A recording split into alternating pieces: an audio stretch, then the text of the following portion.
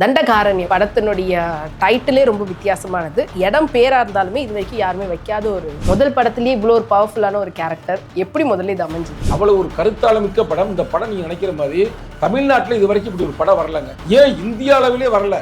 அதுதான் நீங்களே யோசிச்சு உங்களுக்கு திரைப்படத்தை போய் தெரியும். படம் 3-4 நாள் ஆகுது.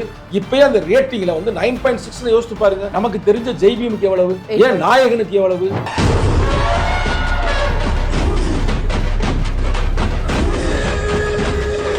முடிச்சு விட்டாங்க தினேஷ் அப்படின்ற மாதிரிலாம் பேசியிருந்தீங்க. என்னதான் நடந்தது? கூத்துப்பட்டையில இருந்து வந்தவர் அவர் மதுரைக்காரு. ஏன்னா மதுரைக்காரர் நடிக்கிறாரு, கட்சிக்காரர் நடிக்கிறாரு. என்ன நடிக்கிறாருன்னு சேர போட்டு உட்காந்து பார்த்துட்டு அவர் நடிப்பை பார்த்ததுமே அவர் கை கொடுக்கிறார். அண்ணே சூப்பர் நடிச்சிருக்கீங்க, பாராட்டுகள். திடீர்னு நடந்தது என்னவென்றால் அடுத்த சீன், அதாவது அடுத்த நாள் நிகழ்வு, நம்ம அட்டகத்தி தினேஷை அழகால கட்டி தொங்க விட்டார். அக்னி பாத்தை பற்றி இதுவரைக்கும் தமிழகத்திலும் சரி இந்தியாவிலும் சரி எந்த படம் பேசியதில்லை. இந்த படம் பேசுது. அது நானா இருந்துட்டு போறேன். முருக மட்டும் வேலையோட வந்துட்டான். கருத்தியல் ரீதியா இது எப்படி நீங்க வெற்றின்னு சொல்லுவீங்க? மாவோயிஸ்ட் நக்சலைட் அப்படின்றது வெற்றிகரமான ஒரு விஷயம் நினைக்கிறீங்களா?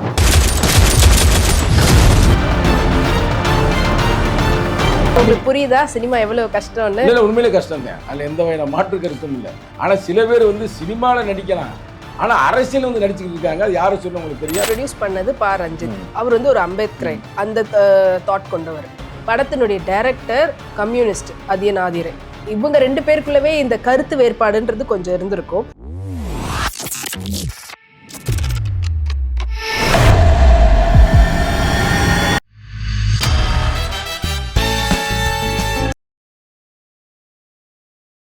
நேர்கள் அனைவருக்கும் வணக்கம். இன்னைக்கு நம்ம இடம் இணைஞ்சிருக்கிறவங்க விசிக கட்சியினுடைய மாநில இளைஞர் அணி செயலாளர் திரு சங்கத்தமிழன் அவர்கள். வணக்கம் சார். வணக்கம்மா. முதல்ல வாழ்த்துக்கள். நன்றி. அரசியல்ல இருந்து சினிமா துறைக்கு கால் எடுத்து வச்சிருக்கிறீங்க. ஸோ உங்களுடைய பயணம் இப்போ இந்த அரசியல் எப்படி வெற்றிகரமா இருக்குதோ அதே போல சினிமா துறையிலையும் வெற்றிகரமா இருக்கட்டும் சொல்லி வாழ்த்துக்கள் தெரிவிக்கிறோம். தண்டகாரண்யம் படத்தினுடைய டைட்டிலே ரொம்ப வித்தியாசமானது. இடம் பேரா இருந்தாலுமே இது வரைக்கும் யாருமே வைக்காத ஒரு டைட்டில். அதில் ஒரு வித்தியாசமான ஒரு கதாபாத்திரம். முதல் படத்திலேயே இவ்வளோ ஒரு பவர்ஃபுல்லான ஒரு கேரக்டர். எப்படி முதல்ல இது அமைஞ்சது? அதாவது நீங்கள் சொன்ன மாதிரி தண்டகாரண்யம் என்பதே ஒரு வரலாற்று சிறப்பு மிக்க ஒரு பெயர். ராமாயணத்தில் சீதையை அந்த காட்டில் போயிருப்பாங்க பார்த்தீங்களா, 14 ஆண்டு வனவாசம். அப்போ கடத்திட்டு போயிடுவாங்க பார்த்தீங்களா, ஒரு மானை வச்சு. அந்த இடத்துக்கு பேரே அந்த தண்டகாரண்யம்ன்ற அந்த காடு தான். அது ராமாயணத்தில் வர்ற வரலாறு. ஆனால் நீங்கள் அதெல்லாம் நம்ப மாட்டீங்க. நம்ப மாட்டேன். வரலாறு சொல்லித்தானே ஆகணும். ஆனால் இதோடைய வரலாறு அந்த வரலாறு இல்லை. இது என்ன வரலாறுனா, இப்போ நிகழ்காலத்து தண்டகாரண்யம் என்பது ஒரிசா, சத்தீஸ்கர், அதே மாதிரி ஆந்திரா, அதோடைய பார்டரில் நீங்கள் பார்த்தீங்கன்னா அந்த காட்டுப்பகுதிகள் அதெல்லாம் சேர்ந்த பேர் தான் தண்டகாரண்யம். அடர்ந்த காடுகள் என்று பெயர். இன்னும் சொல்லப்போனால் அதிகமான மாவோயிஸ்டுகள் வாழக்கூடிய ஒரு பகுதி. அது பழங்குடி மக்களுக்கான உலகத்துடைய மூத்த குடி என்பதே பழங்குடி தான். அவங்களுக்கு ஒரு பாதுகாப்பிற்காக இருக்கக்கூடிய ஒரு அமைப்பு தான் மாவோயிஸ்ட். மாவோன்னு ஒரு பெரிய அறிஞன், ஒரு பெரிய ஒரு போராளி, ஒரு பெரிய ஒரு தலைவன் இந்த பூமியில் பிறந்திருப்பாப்புல. அவருடைய பேரை வைத்து களமாடக்கூடியவர்களுக்கு தான் அந்த பேர். ஆனால் இவங்க சும்மா தீவிரவாதி அதெல்லாம் சொல்லி தருவாங்க. அவங்களுக்கு உண்மையான பேர் மாவோயிஸ்ட். அது சார்ந்த ஒரு கதை இந்த தண்டகாரண்யம். அதனால தான் அதுக்கு அந்த பேரை இயக்குனர் வைத்திருப்பதாக அவரே சொல்கிறாப்புல. இன்றைக்கி ஒரு மாபெரும் வெற்றியை பெற்றிருக்கு இந்த படம். இப்போ நம்ம பேசிக்கொண்டிருக்கிற இந்த தருணத்தில் சக்ஸஸ் மீட் நடந்து கொண்டு இருக்கிறது. இப்போ நம்மளை கூட வர சொன்னாங்க. பட் நமக்கு கொஞ்சம் போக முடியாத ஒரு சூழ்நிலை இருந்தனால இப்போ அவர்களுக்கும் எனது வாழ்த்துக்களை தெரிவித்துக் கொள்கிறேன். அதை விட ஒரு மகிழ்ச்சியான ஒரு செய்தி என்னவென்றால், IMDb நீங்கள் கேள்விப்பட்டிருப்பீங்க, rating, internet movie database அப்படின்னு சொல்லுவாங்க. IMDb அப்படின்ற மாதிரி சொல்லுவாங்க. அதில் இந்த படத்திற்கு தமிழ்நாட்டில் இதுவரை எந்த படத்துக்கும் வராத அளவிற்கு 9.6 கொடுக்கப்பட்டிருக்கு. நீங்கள் நெட்டில் போட்டு பாருங்கள். நம்ம பார்த்தோம், இது வரைக்கும் எந்த படத்துக்குமே தமிழ்ல கிடைக்காதது. எப்படி இந்த படம் நம்ம கூட இந்த படத்துல ஜெய்பீம்னா சூப்பர் படம் சொல்லுவோம் பார்த்தீங்களா, அது கூட 8.6 சம்திங் தான். எல்லா படமே அது நாயகனுக்கு கூட 8.3 ஏதாவது கொடுத்துருப்பாங்க. இப்போ இந்த படம் இன்னும் 3 நாள் தான் ஆயிருக்கு. இப்போயே இந்த மதிப்பு கொடுக்கப்பட்டிருப்பது இன்னைக்கு உலக சினிமாவாக இருக்குது என்று சொல்கிறார்கள். அதான் இந்த படத்துடைய சிறப்பு என்னவென்றால், நீங்கள் பார்க்குற சாதாரண நம்ம தமிழ் மூவி மாதிரி இருக்காது. இது எப்படின்னா இந்த உலக திரைப்படம் எப்படி இருக்கும் பார்த்தீங்களா, அந்த அளவுக்கு ஒளிப்பதிவு இருக்கும், எடிட்டிங் இருக்கும். இன்னும் சொல்லப்போனால் கலை இயக்குனர் ராமலிங்கம் அவர் இதில் ரொம்ப சிறப்பாக செயல்பட்டிருப்பார். ஆக மொத்தம் உங்களுக்கு இந்த படத்தில் பார்த்து நடிகர்லாம் நீங்கள் கேள்விப்பட்டிருப்பீங்க. ஏற்கனவே இப்போ அவருக்கு பேர் கெத்து தினேஷ், இன்னொருத்தர் கலையரசன். இந்த படத்தில் வாழ்ந்திருக்காருங்க. நிச்சயம் நீங்கள் படம் பார்த்துருப்பீங்க. இருந்தாலும் மக்கள் பார்க்காம இருப்பாங்க. உங்களுக்கு சொல்ல விரும்புகிறோம். அந்த படத்தில் வந்து அவர் என்னன்னு தெரியல, கலையரசனாலே எல்லா படத்தையும் கொலை பண்ணிடுவாங்க அவருக்கு. இந்த படத்தையும் காலி பண்ணிடுறாங்க கிளைமேக்ஸில். அவரால் இந்த மாதிரிலாம் இதுக்கப்புறம் நடிக்க மாட்டேன்னு இருந்தாரு, மறுபடியும் பார்த்தா நடிச்சிருக்கிறாரு. அது மாதிரி வந்து இருக்குது. பட் ஆனால் படத்தில் அவர் உண்மையிலே வந்து அவர் வர்ற ஒவ்வொரு சீனுமே நம்ம வந்து கண் கலங்கிரும். அவளை தத்துருவமாக நடித்திருக்கிறார்.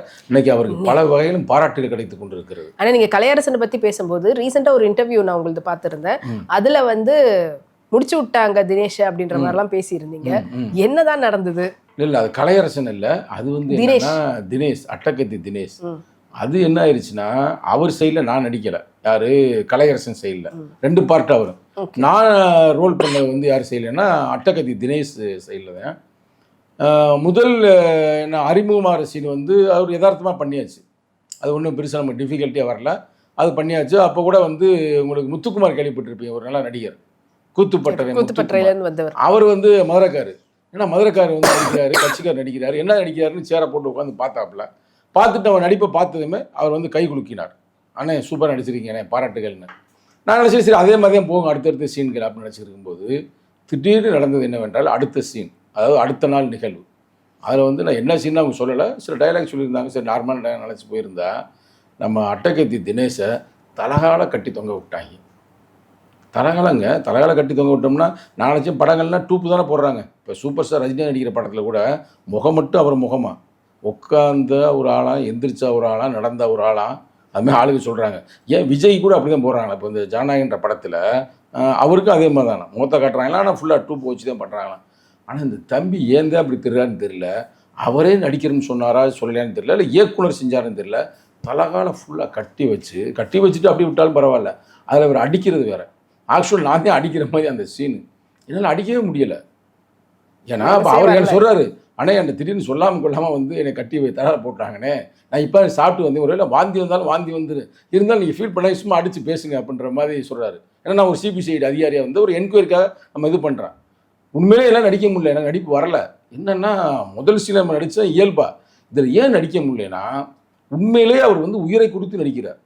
அப்போ நான் பேச வேண்டிய டயலாக்கை யார் பேசிட்டா, அந்த முத்துக்குமார் இருக்கார் பார்த்தீங்களா, அவர் பேச படத்தை பார்த்துக்கணும் உங்களுக்கு தெரியும். ரொம்ப அது மோசம், பேச முடியலன்றதுனால இல்லை அவரே பேசிட்டார். அப்புறம் ஏன்னா அவ்வளவுக்கு வந்து உண்மையே நடக்குது, அடி உண்மையிலே வாங்குறாரு.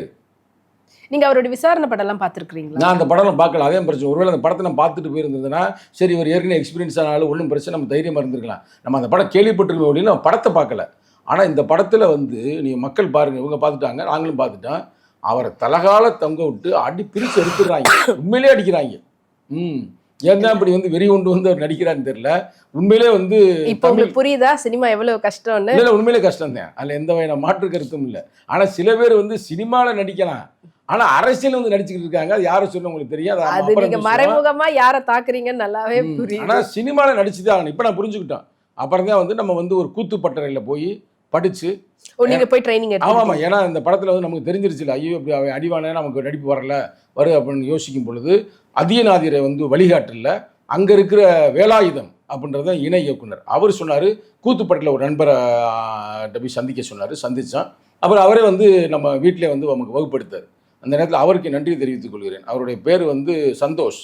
ஏன் நன்றி தெரிவிக்கணும், அது அடுத்த ஒரு படம் நடித்து முடிச்சாச்சு. அந்த படத்தில் நம்ம இயல்பாக நடிச்சாச்சு, சரிங்களா? அதில் வந்து எந்த ஒரு பிரச்சனையும் இல்லை.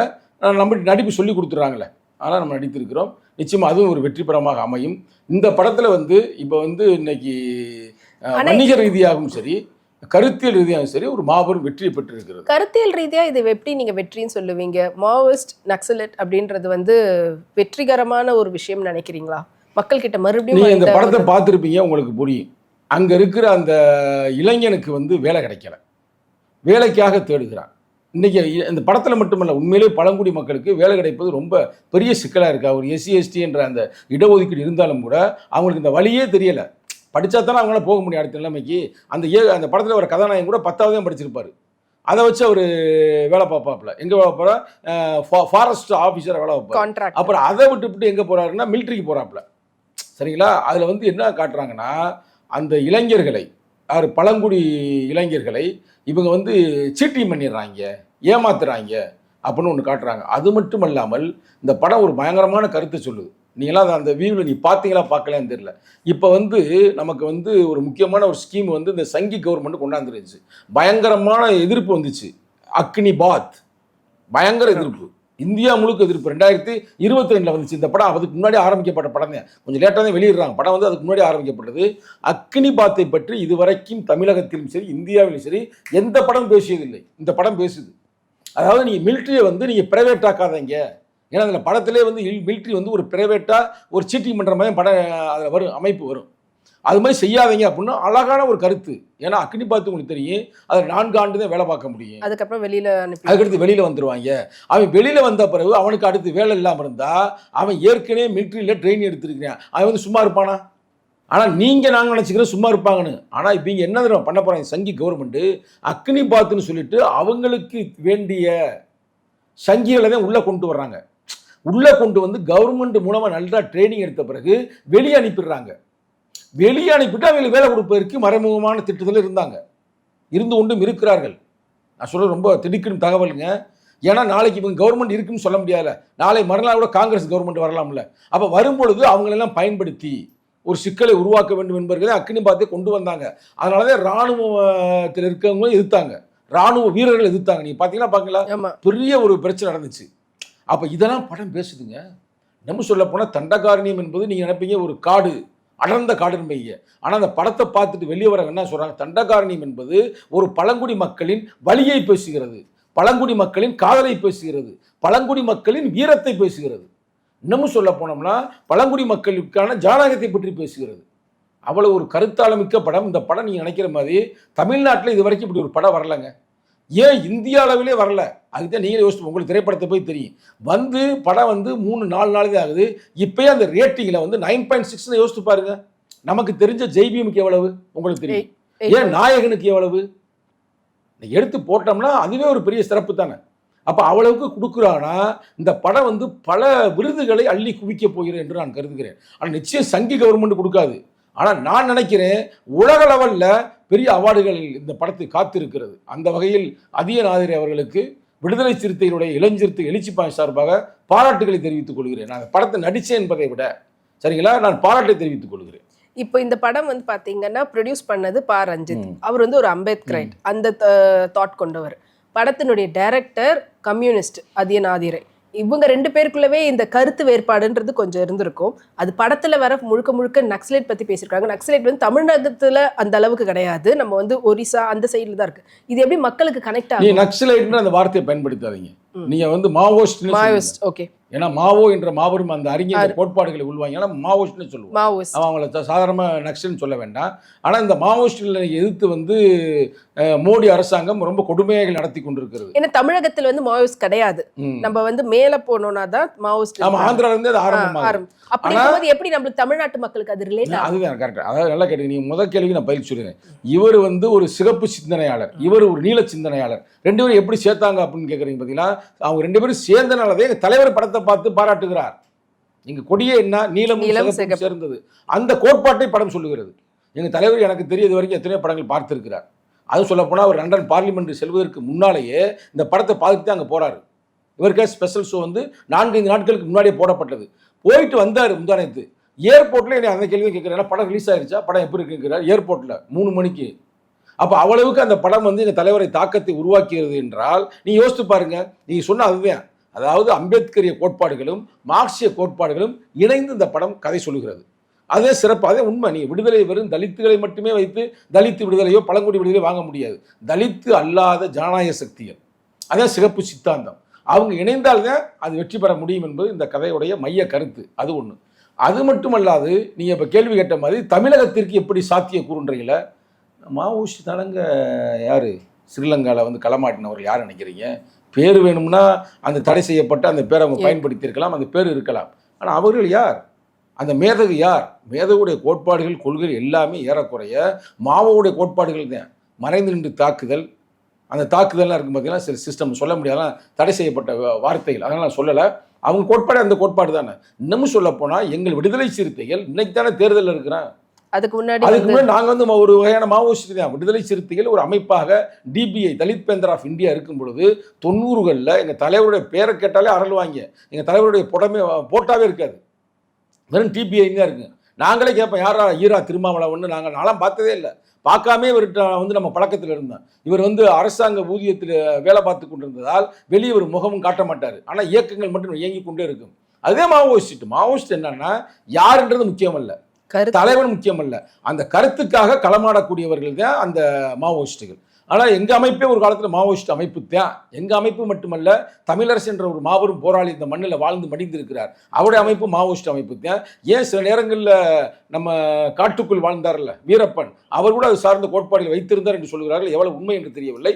ஆனால் தமிழரசன் முழுக்க முழுக்க அந்த அமைப்பை சார்ந்தவர் தான். அதனால் வந்து அந்த அமைப்புகள் இன்று அழித்தொழிக்கப்பட்டிருக்கிறது. இன்னைக்கு ஆயுதம் தாங்கிய புரட்சி வெற்றி பெறுமா என்ற ஒரு கேள்விக்குறி இருக்கிறது. ஆனாலும் கூட இளைஞர்கள் மத்தியில் இன்னைக்கு வந்து ஆயுதத்தை விட அறிவாயுதம் சிறந்தது அப்படின்றத இன்னைக்கு நிகழ்காலத்தை நம்ம பார்க்குறோம்.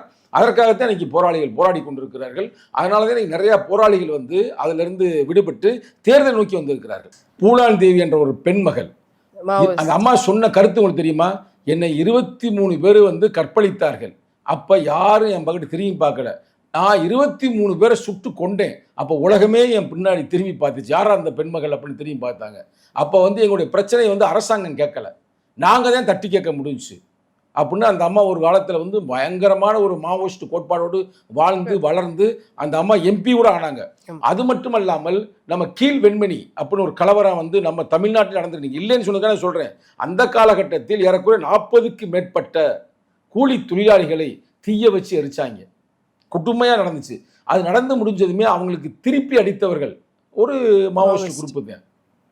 அதில் வந்து சீனிவாச ராவ் அப்படின்ற ஒரு தலைமையில், அவர் வந்து பிராமணர், நல்லா யோசித்துப்பார், பிராமணர் இருந்தாலும் கூட அவர் தலைமையில் அந்த கோட்பாடுகளை உள்வாங்கி நீதிமன்றம் என்ன சொல்லுது, அந்த வயது முதிர்ந்தவரை கொலகாரனை இவர் வந்து கார் வச்சிருக்கிறாரு, இவர் வந்து சொத்து சுகம் வச்சிருக்கிறாரு, இவரா தீ வச்சு எரிச்சிருப்பாரு அப்படின்னு நீதிமன்றம் யாரு அவங்களை வந்து விடுதலை செய்கிறது. ஆனால் விடுதலை செய்தவரை அந்த நான் சொன்ன சீனிவாச ராவ் என்ற அந்த மாவோயிஸ்ட் சித்தாந்தம் உள்ள தோழர்கள் திருப்பி அடிக்கிறாங்க, அடித்து கொலையே செய்கிறாங்க. அப்போ இது மாதிரி பல நிகழ்வுகள் நடந்திருக்கிற இந்த மண்ணில். ஆனால் இன்னைக்கு அந்த நிகழ்வுகள்லாம் கட்டுப்படுத்தப்பட்டு ஜனநாயக ரீதியாக, ஏன்னா அம்பேத்கர் ஒன்று சொல்லுவாருங்க, அதை நான் அந்த இதில் பதிவு பண்ணுறேன், நீங்கள் வந்து என்றைக்குமே ஆயுதத்தை வச்சு நீங்கள் வெற்றி பெற முடியாது. அவர் சொன்னது இப்போ பாருங்கள், உலகம் பூரா பாருங்கள், நெல்சன் மண்டேலா எப்படி வெற்றி பெற்றார். ஒரு காலத்தில் வந்து சேக்குவேரா கூட ஆயுதத்தை வச்சு தான் போராடினார். ஆனால் இறுதி வெற்றி ஆயுதம் தாங்காத ஒரு அறிவுபூர்வமான ஒரு வெற்றி தானே கிட்டியது. அது மாதிரி உலகம் பூரா வந்து அறிவு சார்ந்த வெற்றி தான் கிட்டுகிறது. அப்போ அதை நோக்கி பயணிக்கிறோம், அதைத்தான் நம்மளும் விரும்புகிறோம். ஆனால் இந்த படம் வந்து நீங்கள் இப்படிலாம் பேசுகிறதுனால இந்திய இறையாண்மைக்கு எதிர்ப்பாக இருக்குமோ அப்படின்னு நீங்கள் நினைக்கலாம். படம் பார்த்த நீங்களும் சரி, பார்க்க போகின்ற மக்களும் சரி. இல்ல வெளியில படத்தை தடை பண்ணணும்ன்றவங்க இப்படி எல்லாம் சொல்லி பண்ணுவாங்க. இல்ல அப்படிலாம் இல்லை. இந்திய இறையாண்மைக்கு எதிரான எந்த கருத்துமே இல்லை. இந்திய இறையாண்மை என்பது என்ன? நம்ம பல மொழி பேசலாம், பல இனங்களாக இருக்கலாம், பல சாதிகளாக இருக்கலாம், ஆனால் இந்தியா என்ற ஒற்றுமையில் வாழ வேண்டும். அது இந்தியாவுடைய மூத்த குடி பழங்குடி, அவர்கள் பாதுகாக்கப்பட வேண்டும். இதெல்லாம் இந்திய அரசியலமைப்பு சட்டத்துடைய மைய புள்ளி. அதைத்தான் இந்த படமே பேசுது. நீ சொல்லப்போனால் இந்த படமே வந்து இந்திய இறையாண்மையை வலியுறுத்துகிறது.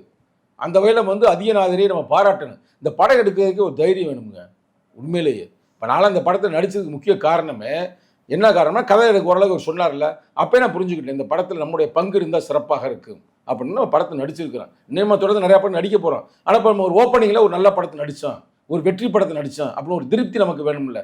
அதனால தான் முக்கியமாக நடித்தது. இன்றைக்கி அந்த படம் அதே மாதிரி ஒரு வெற்றி படமாக அமைந்து விட்டது. அதான் எங்களுக்கு ஒரு மற்றற்ற மகிழ்ச்சி. ஓகே, இப்போ இந்த படம் வந்து ரஞ்சித் அவங்க டைரக்ட் ரஞ்சித் அவங்க ப்ரொடியூஸ் பண்ணாங்க அப்படின்னாலே தமிழக சினிமா துறையில் இருக்கிறவங்களுக்கு பல பேருக்கு அது ஒரு வன்மத்தோடையே தான் இருப்பாங்க. இவங்களுடைய படம்லாம் வெற்றி பெறக்கூடாதுன்றதுக்காக நெகட்டிவ் பப்ளிசிட்டி பண்ணுறதுக்குன்னே ஒரு தனி கூட்டம் சுற்றிக்கிட்டு இருக்குது. அவங்க இந்த கருத்தெல்லாம் எடுத்து வச்சு இந்த மாதிரிலாம் தப்பாக கைட் பண்ணுறாங்கன்ற மாதிரி சொல்ல மாட்டாங்க. இல்லை, அப்படி தப்பான கருத்து எதுவுமே இல்லையே. அதான் அந்த படத்தில் இன்னும் சொல்லப்போனால் படம் வந்து 3 நாள் நம்ம பேசலாம். அழகான ஒரு காதல் கதையை சொல்லுகிறது. மலை சார்ந்த பகுதியில், மலை என்பது வெறும் மரமும் செடியும் கொடியும் மட்டுமல்ல, மண்ணு மட்டுமல்ல, கல் மட்டுமல்ல, அங்கே வந்து உழைக்கும் மக்களுடைய வாழ்க்கை அடங்கியிருக்கிறது அப்படின்னு அழகாக சொல்லுகிறது.